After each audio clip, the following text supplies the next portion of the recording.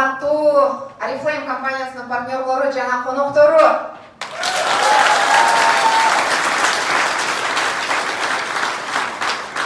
Менин атым Мамытова Гүлзена, мен Oriflame компаниясы менен 10 жылдан бери партнермун. Өзүм Кыргызстандан келдим. Негизги структурам Кыргызстанда, бирок азыркы учурда Казакстан, Россия территориясында дагы партнерлор өсүп атышат. Негизи кийинки слайдты берсеңиз. Oriflame'ге чейин мен ким болгонмун? Oriflame'ге чейин мен кесибим боюнча мугалим, филолог, журналист, аспирантурада окугамын. Илим кылам, илим жактайм деген ушундай максаттарым бар болчу. Бирок өзүм жөнөкөй семьядан чыкканмын. Эч качан биздин чоң акчабыз болгон эмес, эч качан биздин күчтүү тааныштарыбыз болгон эмес. Сиздер өзүңүздөр билесиздер, өкмөт жумушунда кантип карьера жасалышын. Же мен күчтүү тааныштар менен, акча менен жакшы карьера, батыраак жасашым керек болчу. Же болсо өзүм күчүм менен мен где-то бир 40-50 жаштарга барганда аткарат болчумун. Мен 40-50 жашка чейин күткүм келген жок. Ошон үчүн мен сиздерге айтат элем, турмуштагы ар бир кризис бул өсүүгө алып келет. Кимдин жашоосунда кризис болгон? Кимдин жашоосунда кризис болуп атат азыр? Выше, понимаете? Вот, поздравляю. Это ваш шанс. Это ваш шанс изменить эту ситуацию. Это ваш шанс направление поменять. Это ваш шанс идти туда, куда вы хотите. И менде да ошондой кризис болуп атты. Көбүнчөсү бул кризис менин жан дүйнөмө байланыштуу да, менин личностный ростума байланыштуу. Мен ушул нерсени түшүнүп аттым, что я застряла. Бир жерде туруп калдым, өспөй калдым, мен өзүм каалаган жашоо болбой атат. Мен мындай жашоону эңсеген эмесмин. Вот такое ощущение, как будто я не там, где надо. Вот ушундай сезим кимде болгон? Болгонбу ушундай? Вот менде да ошондой сезим болот. Анан мен мындай жумуш издедим. Мектепте иштеп атып эле, аспирантурада окуп атып эле мындай жумуш издедим. Физикалык жактан жеңил болсо, оор жүк көтөрбөсөм, аялдай болуп иштесем, акысы жакшы төлөнсө, ошо акчаны жакшы төлөп берсе. Ким акчаны жакшы төлөгөн жумушту жакшы көрөт? Баарыбыз. Позитивдүү чөйрө болсо, анткени дегенде менде ушундай болгон, Oriflame'ге чейин ар дайым эле мындай адамдар менен сүйлөшүүдөн кача өрчүмүн да. Кача өрчүмүн. Мектепке келгенде дагы өзүмдүн саатымды өтүп коюп эле анан кетип калчумун. Кошуналар менен дагы саламдашып коюп эле анан үйгө кирип кетип калчумун. Ошондо мен өзүм ойлочумун да, я какая-то ненормальная. Вот мен адамдар менен нормальный тил табышып сүйлөшө албайм. Мен начар адам окшоймун деп ойлочумун да. Көрсө мен болгону позитивдүү чөйрө издечүкөмүн. Анан офистик жумуш болсо дедим. Жашынакай ушундай бир таза, тыкан офисте иштей турган жумуш болсо, анан өзүңдү өнүктүрүп турганга шарт түзүлгөн жумуш болсо, дайыма окуп, өнүгүп, жаңы нерселерди үйрөнүп, ушундай бир чөйрө болсо деп издегенмин. Ушул топтомду түзүп алып эле издеп жүрөм, бирок ал жумуш каякта экенин билген жокмун. Издеп эле атам, анан 3 ай убакыт өттү. 3 ай убакыт өттү, эч кандай деле өзгөрүү болгон жок. 3 айдан кийин мен 23 февралда жолдошума белек алып берип коеюн деп, пена менен бальзамга эле акчам жеткен. Анан Oriflame'дин офисине келип калдым. Ал жерде мен Аяш эжем иштечү, Пакырова Кулипа, топ-лидер компания Oriflame. И ал мага сунуш жасап калды, мага партнер керек, сага акча керекпи? Бир оюм кетти, эл катары эле. Мен кайда? Мен кимге сатмак элем, кимди жазмак элем, жөн тынч тигилимди кылайын деген. Бирок ошол эле маалда экинчи жолу ойлондум, эмне үчүн мен эмес? Эмне үчүн ушунча адамдын колунан келип атса, менин колумдан келбейт? Эмне үчүн ушунча адам жасап атса, мен жасай албаймын? Эмнеге мен өзүмдү мындай төмөн баалап атамын? Мен деле жакшы сүйлөй алам го, мен деле жакшы окуганмын го деген кайрадан ушундай арыма келди. Турмушта бир өзгөрүш болуш үчүн адам арына келиш керек экен. Арына, намысына келиш керек экен да. Эмнеге мен кыла албайм? Эмнеге? ушундай бир арыңа келгенде анан өзгөрүү болот экен. Сиз эмнени издесеңиз ошону табасыз. Эмнени издесеңиз ошону табасыз. Москвага келип туруп мен уборканы издейм десеңиз уборканы табасыз. Мен стройканы издейм десеңиз стройканы табасыз. Мен эркин жашоону издейм десеңиз эркин жашоону табасыз. Мен Инстаграмда иштеймин азыркы учурда көпчүлүк соц тармактардын ичинен. Баягы жалпы группалардын ичинен карап калсам, жумуш издеген аялдар, келиндер көпчүлүгү мынтип жумуш издешет. Балаңны карап берем. Тамагыңны бышырып берем. Үйүңү жыйнап берем. Биз эмнени издесек ошону табабыз. Ошондуктан эркин жашоону издеңиз, сизге выгодный ситуацияны издеңиз, сизге пайда алып келе турган, сиздин келечегиңизди кеңейте турган жумушту издеңиз. Азыр сезилиши мүмкүн сиздин колуңуздан келбей тургандай. Бирок процесске аралашкандан кийин сиз өзгөрөсүз, сиз өнүгөсүз, сиз өзүңүз издеген жашоого жетишесиз. Кийинки слайд. Кандай кыйынчылыктар болду? Кандай деп ойлойсуздар? Бардык адамдарда кыйынчылык болобу? Бриллиантовый директорлорго отказ кылабы адамдар? Жок, алар отказ кылбайт го. Бриллиантовый директорлордо менеджерлер иштей албай атам, жасай албай атам деген учурлар болобу? Чын элеби? Болбочу дайбы? Болот. Болгону ошол болгон кыйынчылыктарды биз жеңишибиз керек. Ошол кыйынчылыктарды басып өтүш керек. Ар бир ийгиликтин өзүнүн баасы бар. Ар бир ийгиликтин өзүнүн баасы бар. Эч бир ырчы биринчи популярдуу болуп туруп, анан кийин жакшырдап калган эмес. Эч бир чемпион биринчи чемпион болуп туруп, анан кийин спорт менен машыгып баштаган эмес. Биринчи ошол кыйынчылыкты жеңип туруп, ийгиликтин баасын төлөп туруп, андан кийин популярдуу болгон. Андан кийин атагы чыккан. Андан кийин бай дөөлөткө жеткен, бакытка жеткен, атакка жеткен. Кандай кыйынчылыктар болду? Эң биринчи кыйынчылык бул сөзсүз түрдө өзүбүздү жеңүү, зона комфорттон чыгуу, көнүп калган жашоодон чыгуу. Эгерде сиз эртең менен саат 8ден кечки саат 8ге чейин жумушуңузга барып, 6 күн иштеп, 1 күн эс алып, 5 күн иштеп, 2 күн эс алып, эс алуу күндө уктап өткөрсөңүз, бул сиздин зона комфортуңуз. Сиз ал комфорттуу зонада өнүгө албайсыз. Сиз өнүгүш үчүн, жашооңузга өзгөрүш алып келиш үчүн сиз ошол комфорт зонадан чыгышыңыз керек. Көнбөгөн адаттарды жасашыңыз керек. Мен үчүн эң кыйыны сатууну үйрөнүү болгон. Ким сата албайт? Мен да сата албайм. Эгер мен сатууну үйрөнсөм, сиз да үйрөнөсүз.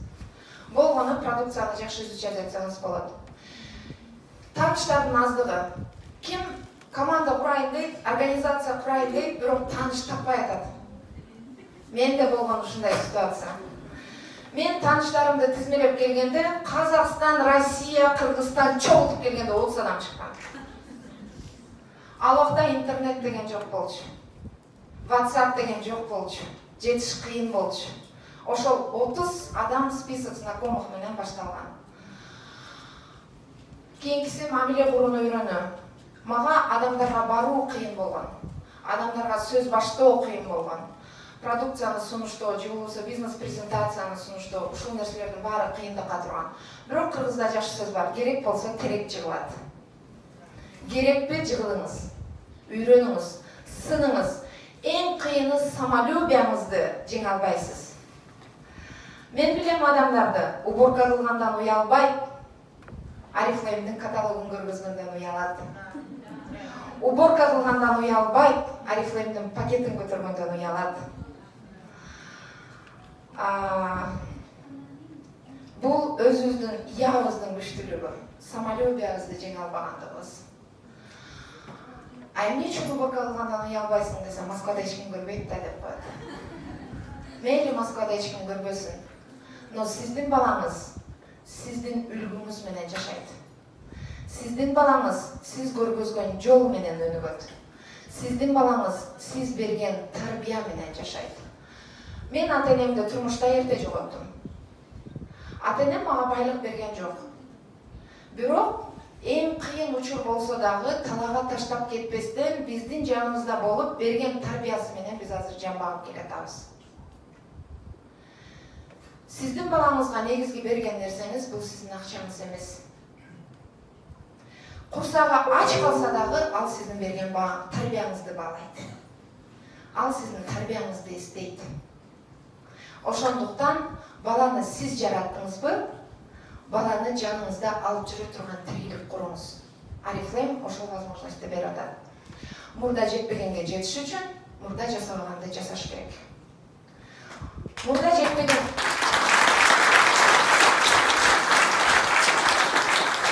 ооба мурда каталог көргөзгөн эмессиз. Ооба мурда адамдарга сунуш айткан эмессиз. Ооба мурда көчөдө жүргөн эмессиз. Баары ойлошот Арифлеймде көчөдө жүрүп иштеш керек экен. Чыгыңыз көчөгө. Көчөдө акча. Кийинки слайд. Эмнелерге жетиштим? Эл аралык бизнес курганга жетиштим. Мындан 10 жыл мурда Арифлеймдин эшигин аттап атканда эл аралык бизнес курасың дешим мүмкүн эле. Мындан 3 жыл мурда мен биринчи жолу Москвага келгенимде элдер мага ушинтишкен, Арифлеймде иштейм деп Кыргызстандан Москвага келиптир деп. Баары таң калышкан, түшүнбөгөн тааныштарым. Поэтому элдин эмне деп ойлогону мааниге эмес, сиздин видениңиз мааниге. Сиз каяка баратасыз, эмнени көздөп баратасыз. Экинчиси стабилдүү өсүп аткан киреше. Кече эле туугандарым менен жолугуп атып, өзүмдүн иним менен сүйлөшүп калсак айтышат. 6 жыл мурда жумушуна кирген экен. 6 жылдан бери ошол жумушунда иштеп атат. 6 жыл мурда 27 000 рубль акча алып жүргөн. Азыр 30 000 айлык алат экен. Барбы ушундай адамдар? Бар, көп мындай адамдар. 6 жылдан бери жашоо өзгөрдүбү? Кымбаттадыбы? Инфляция болдубу? 6 жылдан кийин айлык канча болушу мүмкүн? Эгерде сиз 6 жыл бизнес курсаңыз, кандай өзгөрүшү мүмкүн? Салыштырып көрүңүз экөөнү. Пассивдүү киреше ким чалкалап иштебей жатып акча алганды жакшы көрөт. Просто биздин бидабыз биз биринчи эле чалкалап жатып алгыбыз келет да. Жок, биринчи иштейбиз, анан чалкалап жатып акча алабыз. Пассивдүү доход ошол. 9 мамлекеттин 11 шаарына саякатка барып келдим, Кудай буйрса. Быйылкы жылы Испания, Мадрид шаарына кетип атабыз, Пальма де Майоркага квалификацияны аткарып атабыз. Действительно, Екатерина айткандай, Арифлейм менен саякат бул көз карашыңды түп тамырынан бери өзгөртүп, сени тулку боюң эле калбаса, бүтүндөй башкача адам кылып алып келе турган мероприятиялар. Действительно, Арифлейм менен иштеп, менин боюм эле калды, калганынан баары өзгөрдү. И эркиндик, вот акчадан дагы баалуу нерсе эркиндик. Ким Кыргызстанга кеткиси келет? Ким кете алат? Эмне үчүн кете албайбыз? Эркиндиктин жоктугунан. Канча тааныштарым бар менин деле. Кыргызстанга кеттим деп 5 жолу кетет, 5 жолу кайра келет. 5 жыл мурда кеткен, болду, үйдү салдым, өмүр бою кетем деп. Бирок кете албайт. Эркиндиктин жоктугу. Себеби наемная работа бизге эч качан эркиндик бере албайт. Эркиндикти сизге бизнес гана бере алат. Традиционный бизнес жасай албайсызбы? MLM бизнес жасаңыз. Сизге ошол мүмкүнчүлүктү бере атат компания. Кийинки. Бул биздин команда. Жалгыз келгенмин, жалгыздан башталган. Азыр бул жерде только менеджеры и директора мероприятиялардан. Команда очень успешных людей. Их тоже привела в бизнес кризис. Кризис в их жизни. Кризисная ситуация в их жизни. Ар биринин өзүнүн историялары бар. Кимдир бирөө Москвадан мына жерден тоюп кеткиси келген, кетти. Максатын аткарып, азыр Кыргызстанда акча таап атат. Кимдир бирөө душевный кризисте турган, Арифлеймден өзүнүн ордун таап, өзүн реализация кылып, өзүнүн тагдырын өзгөртүп атат. Кимдир бирөө мектепте иштеп, айлыгым жетпей атат, балдарыма жакшы кийим алып бере албай атам, жакшы тамак алып бере албай атам деп келген, азыр 40 000 сом айлык алып атат. Кыргызстанда 40 000 сом айлык бул эң жакшы айлыктардын катарына кирет. Кийинки слайд. Саякаттоо бул жашоо образына айланды. Эгерде мурда саякаттоо бул мечта, кандайдыр алыс нерсе катары эсептелсе, бул жашоо образына айланды. Анан мен дагы бир нерсени байкадым. Бул бала дагы ата-эненин жашоо образын үйрөнөт экен. Менин ата-энем эч качан саякаттаган эмес. Ошондуктан мен 30 жашка чыкканда дагы арам саякат дегенди мээме батырганмын. компания айтып атып, құлағыбызға құйып атып. Эмне үчүн биз саякатты компания айтып атса да бара албайбыз? Себеби биздин мээбизге батпайт ошол нерсе. Андай саякатты көргөн эмеспиз мурдагы жашоодо. Ошону батыргыча эле канча конференциялар өтүп кетти. И мен дагы 27 жашымда биринчи жолу саякатка чыктым. Араң батты ошондо мээме. А менин кызым 6 жашында апа каяка саякатка барып келебиз дейт. Мен саякаттап жүргөн үчүн менин кызыма оңой нерсе көрүнүп атат бул. Адаттагыдай нерсе көрүнүп атат. Ошондуктан сиз балаңызга кандай жашоону адаттагыдай кылып көрсөткүңүз келет? Чёрный работада иштеп жүргөн жашоонубу, наемный работада иштеп жүргөн жашоонубу, же эркин жашоонубу, саякаттагандыбы? Ар бир нерсенин өзүнүн ценасы бар. Да, согласна, оңой эмес. Но это цена вашей свободы. Кийинки слайд.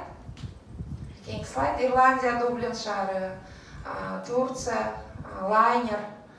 Вот чекеде библиотека, өмүрүмдө көрбөгөн библиотекаларды көрүп, ушундай да библиотека. Мен библиотека десе стеллаж, шкаф, анан тизилген китепти билчүмүн да.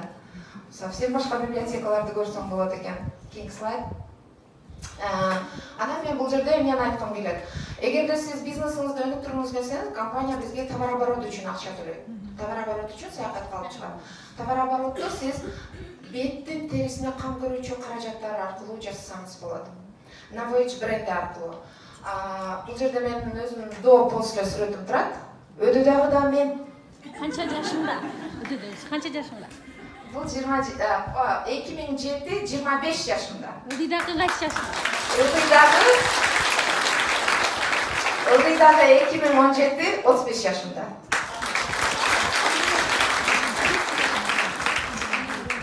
Кайсы мен сиздерге көбүрөөк жагат? Мага дагы ылдыйдагы көбүрөөк жагат. Бул Oriflame менен болгон өзгөрүү. Кандай деп ойлойсуздар? Только тери гана өзгөрдүбү? Эмне өзгөрдү? Самоощущение, самооценка, өзүңдү баалоо, өзүңдү сүйүү. Сиз аялдарга крем сатуу менен крем эле сатпайсыз. Сиз анын самооценкасын көтөрөсүз. Сиз анын өзүнө болгон сүйүүсүн көтөрөсүз. Эмне үчүн бетке кам көрүүчү каражаттарга басым жасасаңыз болот. Мен жаңыдан келгенде ушу өзүм бетимде проблема бар болгон үчүнбү билбейм, 10 жылдан бери элдердин бетине жабышып эле бизнес кылып жүрөм. Мен досум бут кийим сатат, ал айтат, мен элдерди караганда эле бутум карай берем дейт. Кудайга шүгүр Oriflame'ге келип калганыма, Кудай алдында бир жакшы иш кылганмын го, Oriflame'ге кошуп коюп туруп билдирбей эле. Элдердин бетин карап иш кылып калдым. Бир медик эжебиз бар, жамбашка укол сайып акча табат элем. Кудайга шүгүр бет карап акча табып калганыма дейт. Ошондуктан беттин терисинде результат болгондо биринчиден ар бир адам жаш болууну каалайт. Макулсуздарбы ушуга? Мисалы, мен деле балалык башыма жүн чыкканы ушу сал карыраак көрүнсөм жакшы эле деген адамды уга элекмин. Сиздер эле укпасаңыздар, баары жаш болушту каалайт. Демек ар бирине керек продукция. Просто каяктан алышты билбей атышы мүмкүн. Кийинки беттин терисине кам көрүүчү каражаттар эң өтүмдүү. Эгерде интернеттен дагы изилдеп, косметикалардын кайсынысы жакшы өтөт, эң спрос менен пайдаланганы кайсынысы десеңиз, уход за лицом, белая косметика. Арбыштуу сода жасалат. Арбыштуу дегенди ким түшүнөт? Арбыштуу деген 100 клиентке 100 самын сатсаң, 100 бал араң кыласың. Оны 100 жерге жеткирип беришиң керек. А эгерде 2 клиенттин бетин жасап койсоң, оптималс менен 2 жерге алып барып бересиң. 2 адамга башыңы оорутасың. Навыч болсо 1 адамга. Кийинкиси бет терисинен жыйынтык көргөн адам Oriflame каражаттарынын патриоту болот. Вот реально патриот болот. Мен ушундай клиенттерим бар, Oriflame'дин продукциясын жамандаса уруш кетейин дейт. Өзү клиент эле, консультант эмес. Бирок результат көргөн үчүн ушундай кабыл алышат. И башка продукциябызды сиздин бюро сөзүңүз менен алып кетет. Кийинки слайд. Беттин терисине кам көрүү үчүн биз эмне мероприятияларды өткөрөбүз? Эң системалуу мероприятиябыз бул бьюти сессиялар. Мурда биз муну мастер-класс дечүбүз. Азыр бьюти сессия деп айтып калышты. Буну индивидуально да өткөрөбүз, командалар менен да өткөрөбүз, көчмө болуп кыдырып да өткөрөбүз, офиске чакырып да өткөрөбүз, ар кандай ситуацияга жараша. И менин 3 директорская структура мастер-класс менен директор болушкан. Каражаттар туурасында сапаттуу коммуникация через WhatsApp, через Instagram, через Одноклассники, сапаттуу коммуникацияларды жасашыңыз керек. Кийинки слайд. Ушул мероприятияларды эле жасап эле былтыркы жылы ноябрь айында биз компания менен Ирландиянын Дублин шаарына Кыргызстандан мен саякатка барып келдим. Казакстандан 4 лидер и Россиядан, по-моему, 2 лидер. Ирландиянын Дублин шаарына компаниянын институт разработки барып, өз көзүбүз менен көрүп, продукт кандай изилденет, кандай жасалат, кандай шарттарда иштешет, кандай тестирлөөлөр жүргүзүшөт, кандай аппараттар менен, ошолордун баардыгын өз көзүбүз менен көрүп келдик. Ошондуктан именно Novage продукциясына басым жасап иштесеңиздер болот. Ушул эле айтылган нерселер менен азыркы учурда золотой директор намын жаптым. Былтыр апрель айында кеткенмин Москвадан. Старший директор звания менен кеткенмин. Азыркы учурда сапфир директор званиясын жаап атам. Рахмат.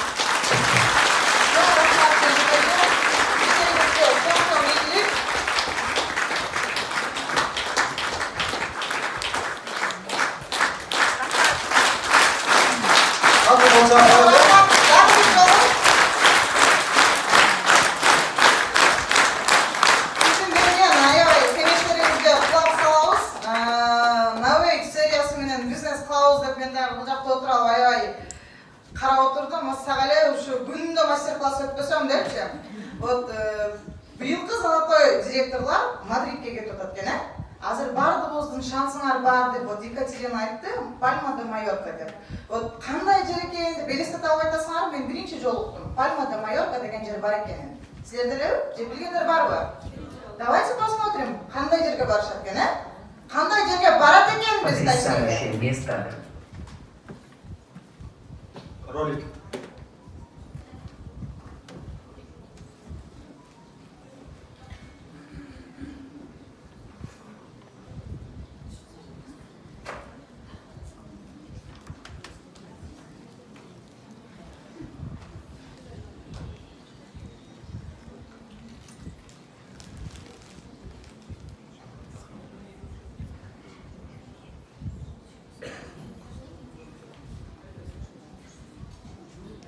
Куда мы хотим вас пригласить на золотой конференции в 2019 году.